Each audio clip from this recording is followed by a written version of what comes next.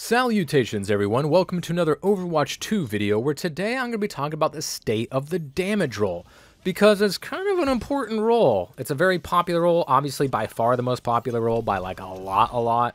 Always has been, always will be, because it's where most of the power goes, right? You know, so your tanks, depending on the tank in the matchup, probably will lead the team in damage, but not more than the other two DPS combined. And I feel like the DPS role is the Swiss Army knife of the roles. Obviously, tank, you can only have one, so they have to be, they're just going to be more rigid. They're not going to be as flexible just because there's only one of them. And the support role, you're always going to want to complement your other support role, whether it's one can pocket the tank and the other can pocket the DPS, or you just have a balled up sustain, or one to peel for the other kind of thing, one that's really flankable, something like that. You have something that can protect them. But the DPS role, that's the thing that you can, the character that you can change, that can make the biggest impact, I feel, in the game when it comes to dealing with what the enemy is running with. Obviously, the tank role is the most important role, so I guess it has the most impact. But the damage can, I think the damage can dictate how the game goes a lot more than that tank, because the tank's going to need help, whereas the damage, if they're both good and they're doing their thing, it takes all the pressure off the tank and the supports of your team to where everybody can kind of get rolling and everybody can shine, but it's the DPS that kind of enable that. And part of that is through switching. I start with the Ashe, they come out with the Tracer, they're immediately behind us and they kill me. So I switch to the Cassidy, because Cassidy deletes Tracer from the game to where she just can't play. And I think one of the issues is there's a few characters that actually delete Tracer from the game, or at least stop her from doing anything. Because we have two hack abilities in this game that completely delete Tracer from the game: Magnetic Grenade and Sombra Hack. Even with the rework, that matchup really hasn't changed.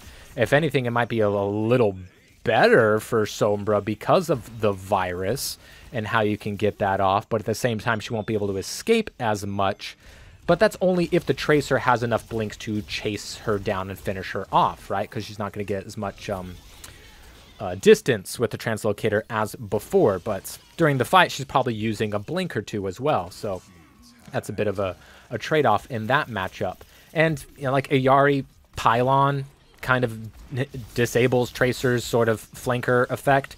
And the fact that Sombra is just a way better flanker, Genji's a better flanker, Sombra's a better flanker, Symmetra's a better flanker. Honestly, I'm kind of ragging on how Tracer's being handled right now. And yes, she is still used in the toppity tops, Overwatch League, and, you know, your top 100. You'll still see them on the leaderboards in the top 3 most used characters on some damage players. You'll see some Tracer. We saw some Tracer in the Overwatch League playoffs and finals and things like that. She wasn't the most picked. We still, I think, saw a lot more Sojourn and Bastion. Bastion, I feel like, is an issue, but everything that's popular and strong right now is really good against Tracer. So I feel like she's really the only DPS that's weak right now. I feel like all the others are really good. The other DPS, I would say, like, might need a bit of love. Honestly, Hanzo. I mean, this might be like a psychological thing. I mean, this psychological thing definitely exists, to where if a character is nerfed, no matter what it is, say it's a 0.001% change, people will play that character less because that character's been nerfed, so they think they're not as good. They're not as playable. They shouldn't pick them as much because they were nerfed, even if that nerf doesn't really matter. And on the other side of things, if a character gets buffed, people are going to play that character more because, oh, they got buffed, so let me check them out, or they must be better now. And that's kind of like a positive feedback loop, because then you're going to see more people play them, and you're going to think, oh, maybe I should play them, or, you know, mirror them, things like that. So that is definitely a thing that happens. So Sombra, or Hanzo and Widow got those nerfs 2 seasons ago, and so we've seen a lot less of them. I want to say I've only seen a Widowmaker in like 3 of my games, and 2 of them were on my team, and they did absolutely terribly because guess what? Widowmaker is still very difficult to use and is only really viable on like 3 maps, and I only really play her on 2 of those.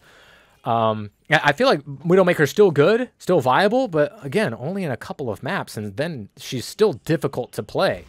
Whereas Bastion is really easy to play, and he's really, really strong. To where, if you guys watch Contenders, Bastion, every single game. If you watch Overwatch League, even the playoffs, every 50 seconds, what did we hear? Beep, beep, beep, beep, beep, beep, beep, beep, beep, beep, beep, beep. Because both teams had a Bastion, and he gets his ult super fast because he does so much freaking damage that it charges so quickly. Where he's not something that can be easily shut down like Tracer. Guess what? Mag Grenade, and you're dead if you don't recall in time. She did that time, but now she's burnt all her resources and has to get back in. Don't worry, I'll get her again, because Magnet Grenade is just kind of that fair against her. Don't know why Magnet Grenade needed to hack, but there you go. Boom. Yeah, you've been hacked, and I don't even need the grenade damage to kill you, because you've been hacked, because I'm Cassidy, and I just kind of do what I do. But with Hanzo, they nerfed the one-shot, so like he can't one-shot, say, a Reaper anymore, a 250 or more HP target, and you can no longer charge, keep the charge of a shot while climbing a wall, which I felt was very unnecessary, and one of the things that does make him weaker, and I really haven't seen much of him anymore. Genji, regardless of the fact that, you know, I mean, he got ulted, and he was kind of getting pounded on. Genji, I feel like, is one of the best DPS characters right now. He's always going to be popular no matter what, because he is just like one of the always in the top 2 most played characters in the game from pre-alpha till the day the game servers go offline, if that ever happens. So he'll always be picked, but he's really strong right now. He's one of the best characters to pocket because he's going to be really difficult to kill. He's got really, really great mobility. He can duel he can duel any squishy in the entire world. Isn't really bad against tanks, and there's only one tank to worry about, so maybe you don't even need to worry about him. You just kill the entire backline, you kill both their DPS.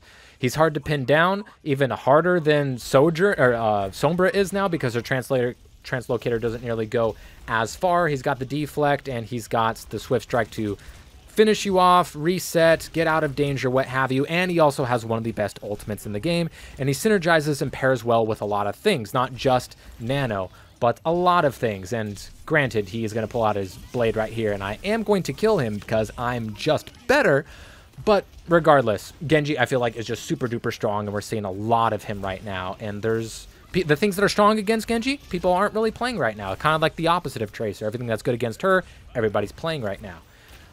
Cassidy, I feel like his grenade probably shouldn't have a hack, but I feel like he's okay. You know, still quite diveable, still a skill shot. Ashe, very good, one of the best characters to pocket.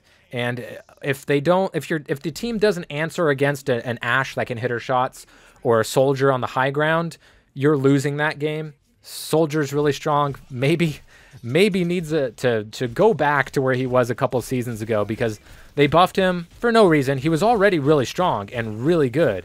Even at the higher levels of play, he saw good play and good stats, good win percentage, and things like that.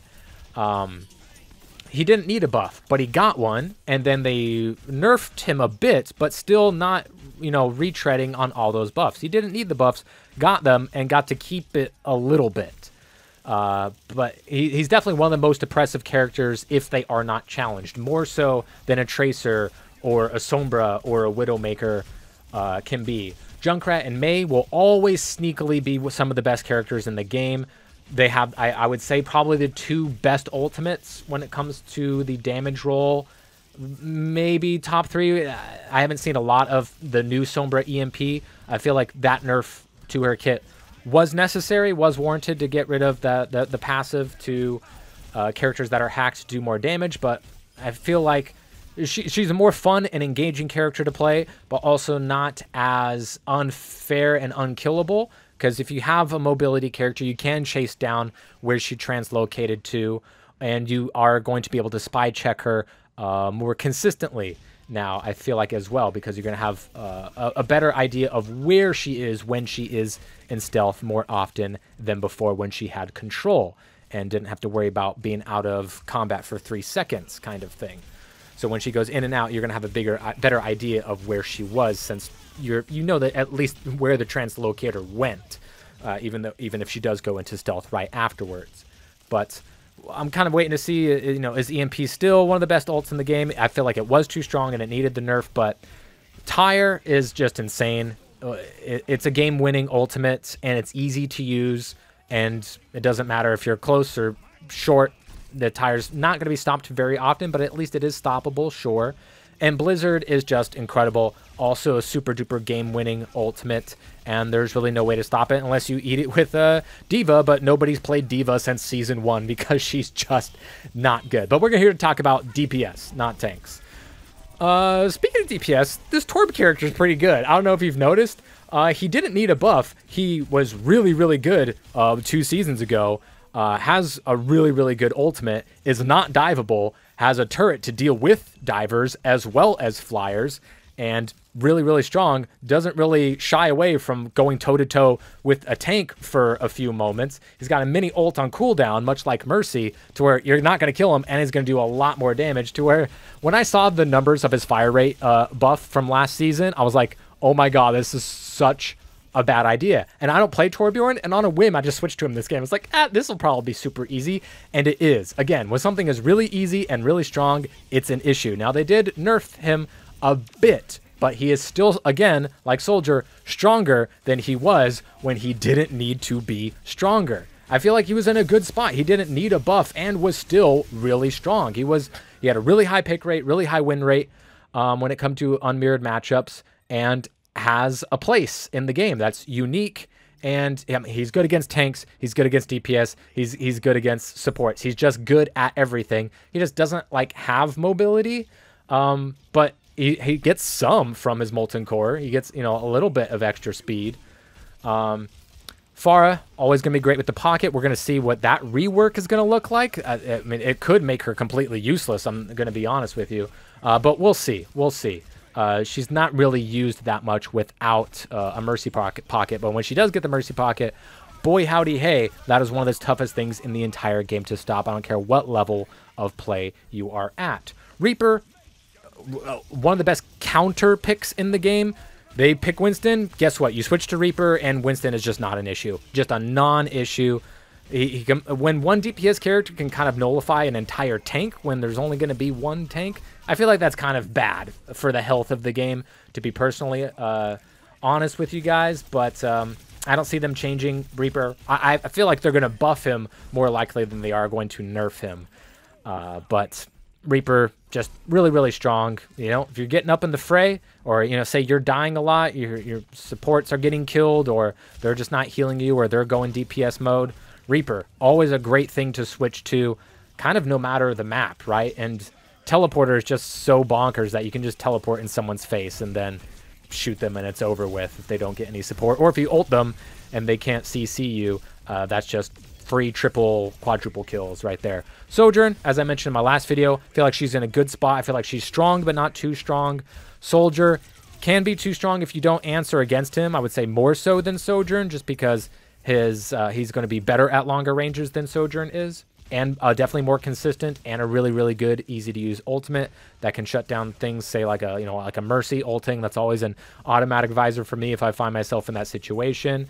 Symmetra, the game's been out for a year now, and Symmetra was good at launch, and she's good now, so I just feel like Symmetra is always going to be good. I just feel like she's always going to be good. She might not be the best, one of the top 2 or 3 DPS in the game right now, like she was for a bit. She was kind of like ipso facto one of the best dive DPS in the game, just by teleporting at somebody and then shooting them.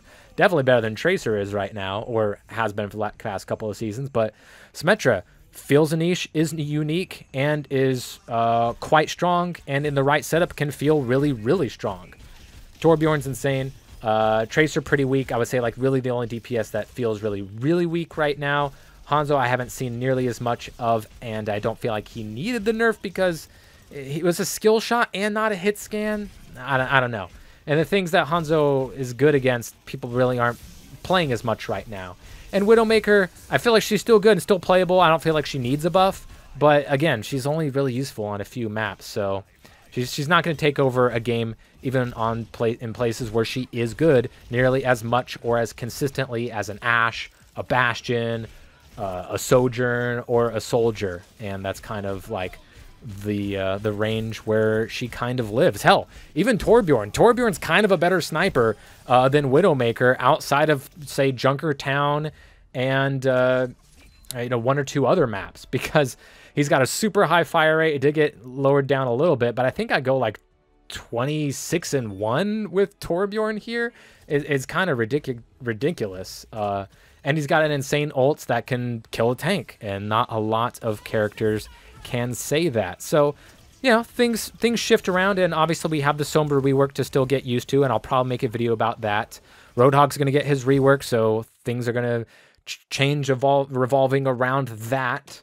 And apparently Pharah's also getting a rework sometime soon, so things are going to change. But I feel like the damage roll, outside of like Bastion being way too strong and Tracer just not being good against anything right now, it's in a pretty good spot. And at the very least, Sombra is more fun and engaging to play as and against.